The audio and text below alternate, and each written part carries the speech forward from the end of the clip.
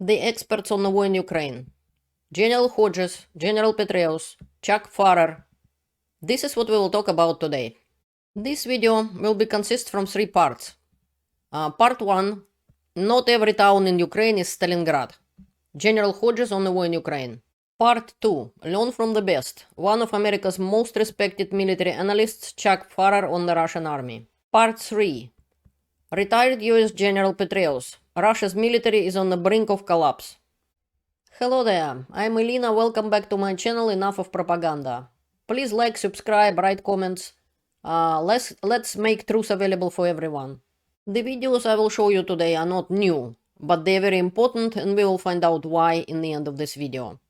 According to my research, as someone who has been fighting propaganda for over 10 years, Russian propaganda for example, there is a lot of Russian propaganda and disinformation spread every day by Russian trolls, propagandists, shills, paid agents, and useful idiots, including some journalists, sometimes even from reliable media, who occasionally post unverified information that plays into Putin's hands. Russia is losing the war in Ukraine, and only 2 things can help Putin now. Number 1 is the effectiveness of Russian propaganda in the West and in Ukraine. According to Russian propaganda, Ukraine is either losing the war or doing so well that no further aid is needed. The goals of Russian propaganda are for democratic countries to stop their support of Ukraine, for Ukrainians to make them lose hope for victory and sow discord in society. So Ukrainians either give up fighting completely or deliver Zelensky's head to Putin on a platter, since Russia failed to assassinate him. And number 2, as Russians themselves have said, Putin hopes that Donald Trump will be re-elected in the United States. Well, elected again. He used to be a president in the past. And will force Ukraine to surrender and lift all the sanctions on Russia. There is no other hope. And Russia will lose anyways. All the dictatorships fall. Eventually. And this war, Russia cannot sustain in any way and will lose. Russian people would suffer even more if they will achieve temporary success in Ukraine. So there is no way Putin will win this war. But the point is, he's fighting for staying in power for extra day. He's fighting to be on the throne for extra day, because for him, the loss in Ukraine most likely will be loss of his power and the end of his regime. And most likely loss of his life. This is why Putin will do anything in his power, absolutely anything, to stay in power and to continue war in Ukraine. At this point, I urge everyone, to verify not just the source of information, but the information itself. For example, when discussing military achievements, it makes sense to consult real military experts, like General Ben Hodges and Chuck Pfarrer, for example. I personally also verify information from sources on the ground, such as Ukrainian and Russian military bloggers, but it isn't easy for everyone. Not everyone speaks Russian or understands Ukrainian. Also, Russian Z-bloggers lie most of the time, with the goal of deceiving us, making it difficult to find the truth among the lies. And this is why I'm providing you the real, reliable sources of information, which you can watch and find out what is happening. I am not a military expert myself. That is why I'm finding for you reliable military experts. One of them is General Ben Hodges. This is what General Ben Hodges said about the war in Ukraine. This is for Times Radio. This is the video I'm talking about. Putin damaged by Iran's humiliation, Ben Hodges. So first, support for Ukraine. Western support for Ukraine seems to be weakening, with misleading headlines suggesting that Ukraine is losing key battles, providing a psychological boost to Russia. Number 2, global message. Defeating Russia and isolating Iran would send a strong message to China about the West's political and military resolve. Number 3, strategic opportunity. A defeat of Russia by Ukraine could isolate Iran further, potentially weakening its influence and support for regional militias. And number 4, US policy constraints. US policy towards Russia is limited by concerns about domestic election impacts, preventing more aggressive measures like cutting off Russian oil exports to India and China. Defeat Russia first, isolate Iran, which also, by the way, degrades their ability to support Hezbollah, Hamas, and Houthis. I mean, Iran honestly has been looking, I would say, weak and rather ineffective over the last several weeks. And now it's really going to be exposed. The last 2 weeks, it feels like there's unfortunately, this kind of a slow sort of slide towards the United States and European countries and UK. The sincere no, not sincerity, the depth and the intensity of our support for Ukraine seems to be waning. I keep seeing articles that have ridiculous headlines, like what was even in FT this morning about this strategically important city of Vuhledar. The Ukrainians never said it was strategic, but this is, I think poor journalism actually when people are describing every little town in Ukraine as strategically vital. If that's true, that means if you lose that town, you lose the war. But yet, after 10 and a half years, Ukraine still controls more than 80% of its country. And Russian forces have moved about 50 kilometers in the last 7 months. So 50 kilometers, that's 30 miles in the last 7 months at the cost of tens of thousands of casualties. And so it shows me that the Russians absolutely cannot overrun Ukrainian forces. They can kill lots of them. They can kill civilians bombing these towns, but from a purely military standpoint, they lack the ability to knock Ukraine out of the war. I can add that General Hodges is right. Vuhledar, Ukraine had to leave. And then what? Everybody was screaming and there was so much of hassle about, oh boy, strategic city lost. What? Did Ukraine lose the war? Did the front collapse? Did Pokrovsk taken? Is Pokrovsk taken? No. Nothing of this happened. So it is not strategic city. Yes, it is important, it is good to have, and not nice to leave it, but Ukraine had to do what Ukraine had to do. I want everybody understand the difference between the war of attrition and the maneuverable war, or how you call it in English. In the war of attrition, this is what Ukraine do. They grinding Russian forces and Russian ability to fight the war and destroying Russian troops, Russian equipment and everything at mass. Recently, just now, in 7 days, Russia lost 10,040 people in a week. In what books this is a victory of any kind? And here's two Russian trolls who try to write on my channel saying, oi, Toretsk captured, Toretsk isn't captured, neither is Pokrovsk, nothing of this happening. Yeah, pieces of Toretsk coming back and forth, but now Russian advances in Toretsk stopped. And now winter is coming. So it is just amazing to see how incompetent journalism trying to say things which is not true. We have to really not rely on some journalists who know nothing about military. Even Ryan Macbeth was so angry about it when they don't even have military experts in the media, in the newspapers and so on. Nobody has military experience.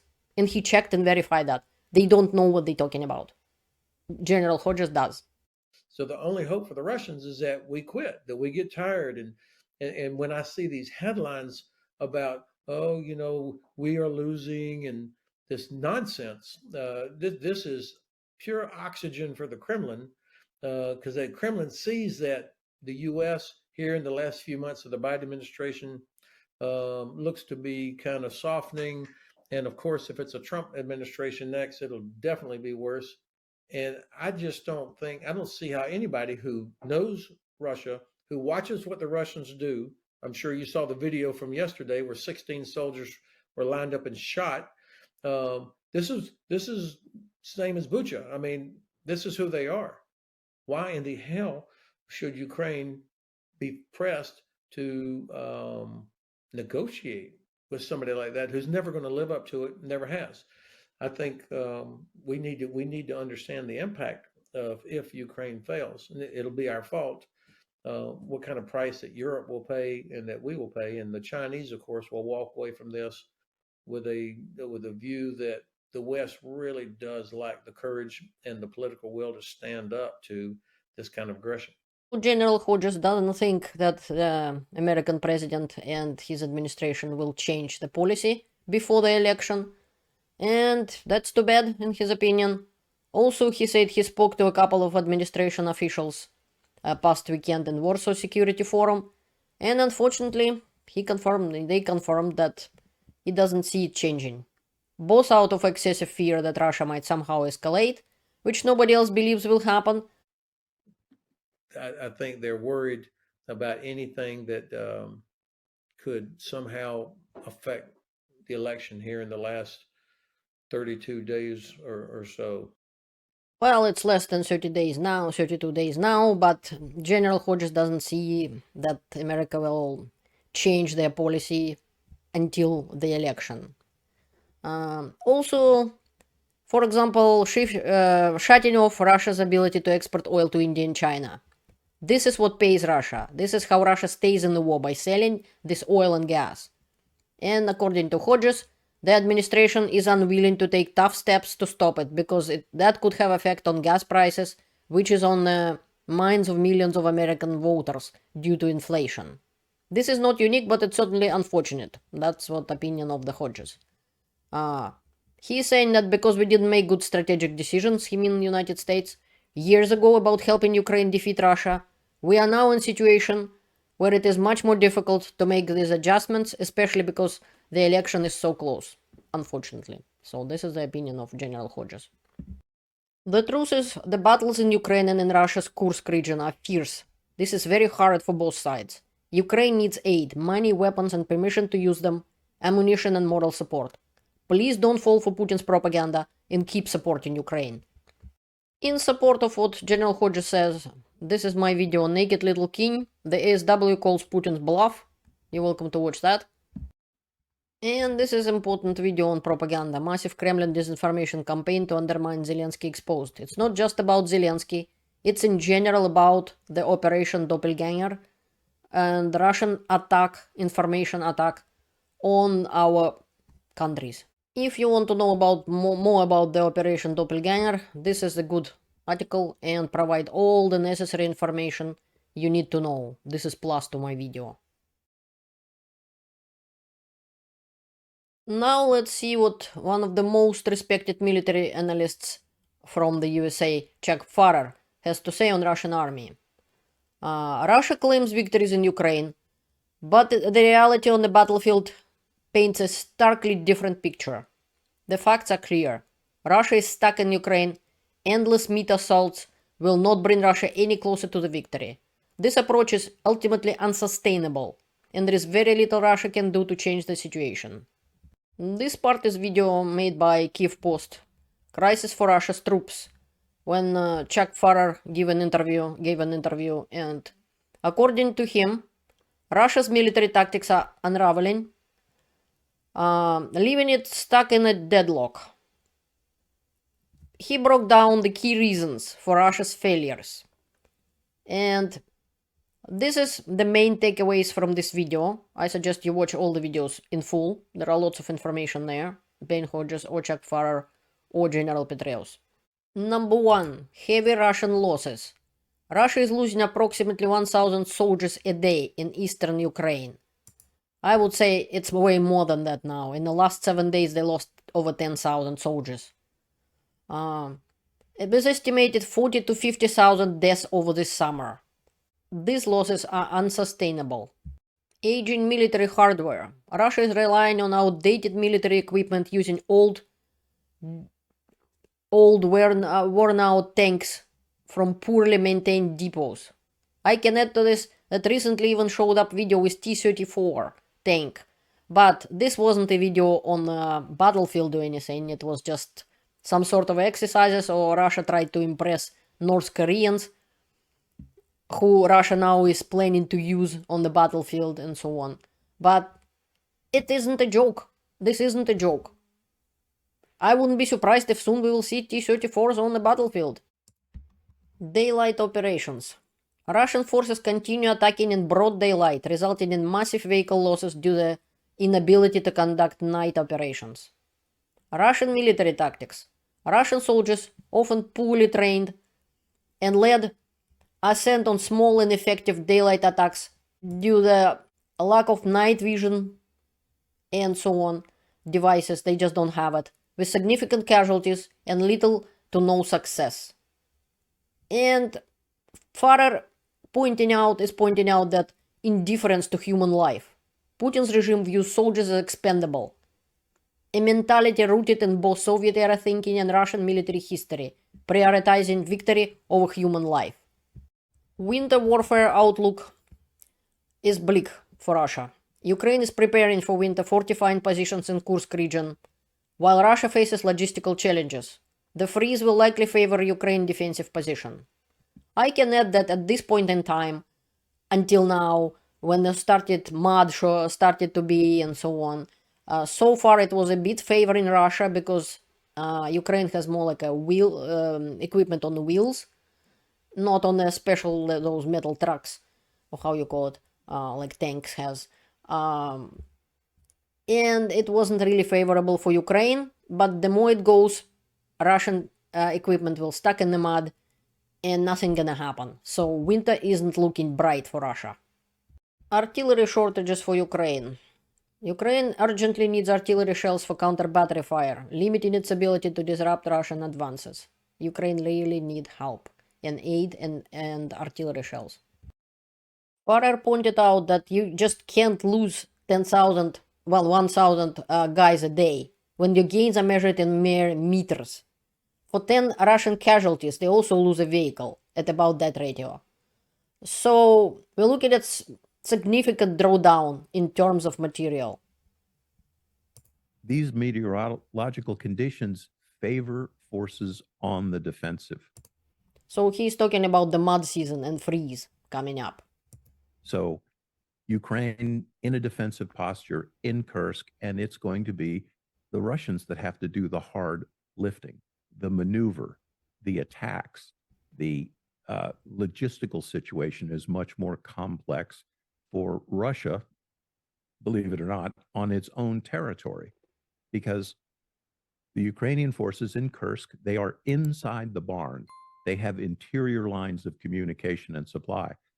The Russian forces are outside, so they have to have 360-degree lines of communication and supply. And as we've seen, the Russian manner and mannerisms of their attacks, just as we just described, they don't produce a whole lot. And again, they can't operate at night, and they don't have the element of surprise.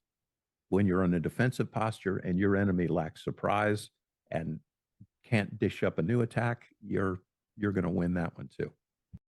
Pfarrer is suspecting that basically Russian commanders may be having a quota of attacks. They have to have certain amount of attacks a day or something like that. So they put together these ill-conceived, inept, under-equipped attacks. No matter what the Russians put together, in the force package it's almost always insufficient to achieve the objectivity they're aiming for. He's saying that to a Russian officer, manpower be damned. They're consumables, they like pencil erasers. They just don't care, they can't get more.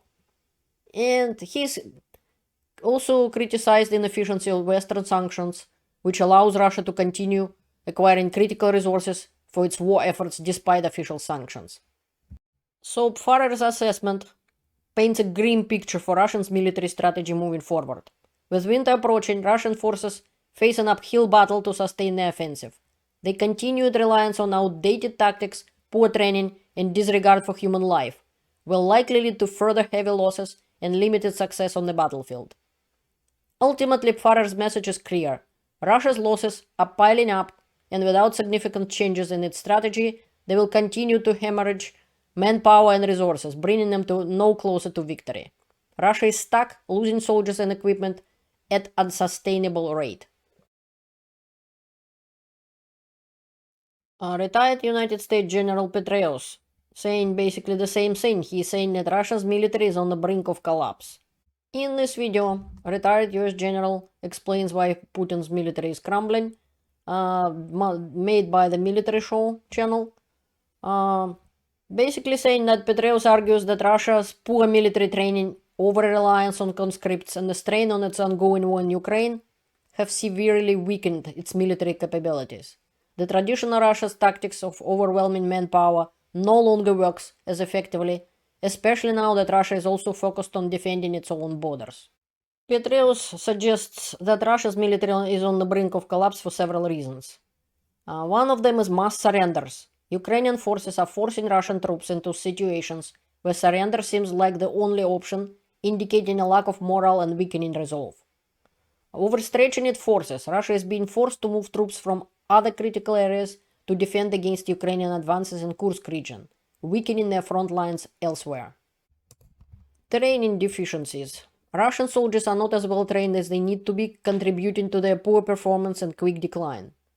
Decline in morale. A general drop in morale across Russian forces could lead to widespread disillusionment and further collapse.